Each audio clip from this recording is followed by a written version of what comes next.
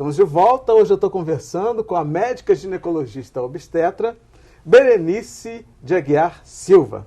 Berenice, doutora Berenice. Sim, como? Vamos falar agora de anemia falciforme.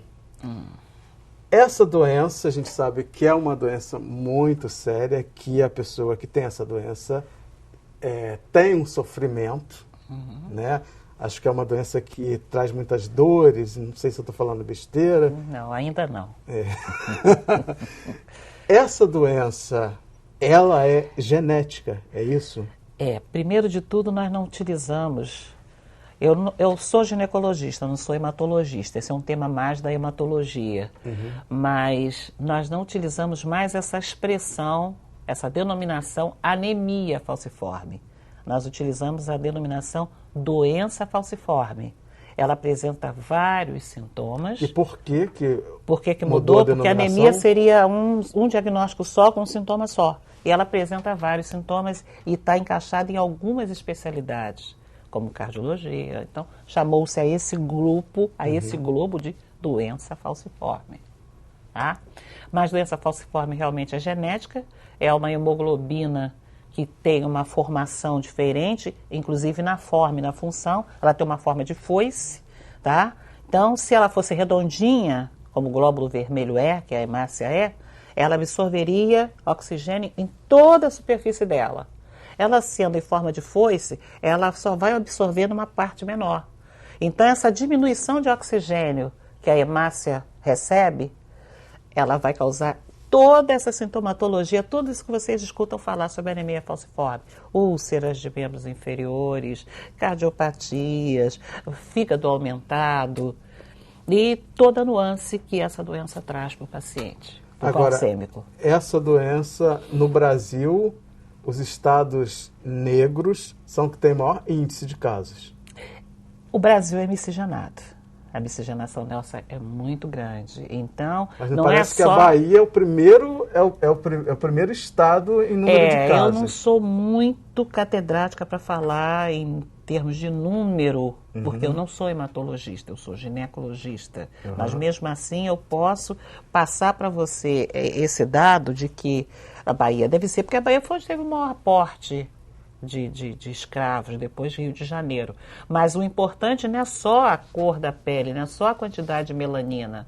Como o Brasil é muito miscigenado, entrou muito negro na conjunção de... Pessoas brancas, de pele branca, também pode ter a doença em função da miscigenação. Isso, pode ter a célula falcêmica. Agora, qual a diferença da doença falciforme e do traço falciforme? O traço falciforme não é a doença. A doença é, como é que eu vou dizer? Sem querer eu me enganei um pouquinho aqui na nomenclatura. O traço falciforme não é doença, ele não apresenta sintomatologia nenhuma. Agora, a mulher que tem o traço falciforme, ela pode ou vai ter filho com a doença? De repente, se ela tiver com outra pessoa que tenha traço, se os alelos se cruzarem, pode acontecer. Isso aí tem que fazer um estudo genético para tal.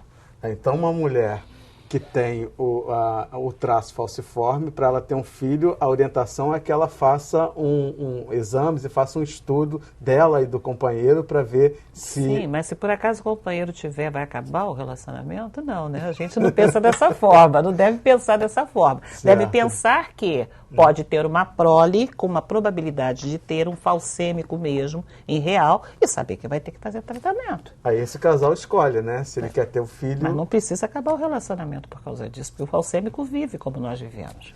Agora, o diagnóstico precoce da doença falciforme, ele é fundamental para que esse paciente tenha uma qualidade de vida melhor? Sim, porque é o que você acabou de falar agora. O importante no falcêmico é a qualidade de vida que ele possua. Ele saber as limitações que essa doença passam para ele. Se ele tiver a par dessas limitações, ele pode ter uma longevidade. Vai ser diferente de um falcêmico diagnosticado com 30, 40 anos. Olha o tempo que essa hemácia disforme ficou nessa pessoa e causou problemas a ela. Então, se sempre se souber bem precocemente do diagnóstico, da presença dessa anemia falciforme, você vai ver várias formas de tratamento e acompanhamento que esse paciente pode ter. Agora, uma mulher que tenha a doença falciforme, essa mulher, a gravidez dessa mulher é uma gravidez de risco? Risquíssimo. Aqui no Rio nós temos o acompanhamento não só no Hemorrio, porque lá também não tem a sala de parto. Então, normalmente as pessoas são orientadas a ir para os servidores do Estado. Se eu puder falar o nome de instituição, você me perdoe, claro. Tá? Uhum. Mas é possível uma gravidez e até o fim uma paciente falcêmica e às vezes nem o bebê também nascer falcêmico. Agora são serviços restritos que o próprio Agora tem que ter um acompanhamento. Claro que sim. Porque sem esse olhar pode trazer graves consequências, inclusive o óbito. Ricardo, eu sou mais radical. Não sei, porque a medicina está nas minhas veias. Eu sou mais radical. Qualquer doença você tem que tratar com muito carinho, com muito cuidado e regularmente. Uhum. Tá? Às vezes uma doença mínima pode ter um fim atroz se você não tomar cuidado contra isso. Agora, claro, tem aquele grupo das doenças mais graves, como nós agora enfocamos sobre a doença falciforme. Mas se houver um tratamento, um acompanhamento, te garanto que a sobrevida é muito melhor e muito maior. Então, assim, o doente, a pessoa que tem a doença falciforme, ela pode ter uma qualidade de vida, digamos, razoável. Claro, já acabou esse negócio de dizer, vai falecer com 10 anos, com 15 anos. Eu conheço falcêmicos que passaram dos 40 anos de idade, agora com tratamento. Agora, é difícil, né? É difícil, uma principalmente... crônica, né? É difícil. Tem cura, doutora? Não é questão de cura, é sobrevida. O que acontece? A doença falciforme ela tem que ser diagnosticada logo. Se ela passa sem ser diagnosticada, fica difícil. O teste do pezinho inclui o diagnóstico da falciforme também. Ou você está com um paciente lá com uma outra patologia, que não está grávida, mas apresenta alguns sintomas que você começa a pensar numa falciforme. Você tem que chegar lá e pedir o teste da anemia e encaminhar para quem de direito. Então, eu acho que o diagnóstico da falciforme é o importante. Olha, muitíssimo obrigado Muito por obrigado. ter vindo. Eu que o digo. Muitíssimo obrigado por dividir esse conhecimento com todos nós. Uhum. Eu acho que é de fundamental importância o que foi dito aqui hoje para as mulheres negras, para os homens, para quem é negro, para quem não é, para todo mundo fazer essa reflexão e ver que a gente tem que ter um olhar mais específico, um olhar mais humano, né? Principalmente quem trabalha com a saúde, os médicos, os enfermeiros, tem que ter uma capacitação melhor para esse atendimento. Muito obrigado. Nada. Hoje eu conversei com a médica ginecologista obstetra Berenice de Aguiar Silva. E para rever essa entrevista ou qualquer outra edição do programa, entra lá no www.tvalerte.tv ou cultine.com.br. Obrigado pela companhia e até o próximo encontro. Eu te espero.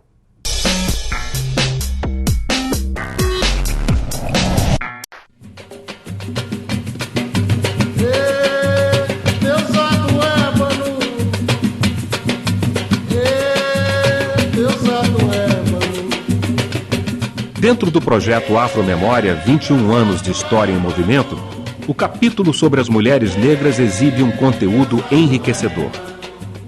A participação das afrodescendentes no difícil processo de emancipação da população negra. A presença das mulheres foi fundamental para a ampliação do debate nacional sobre o racismo. Com a sua participação, o movimento negro fortaleceu o processo de emancipação da população de origem africana.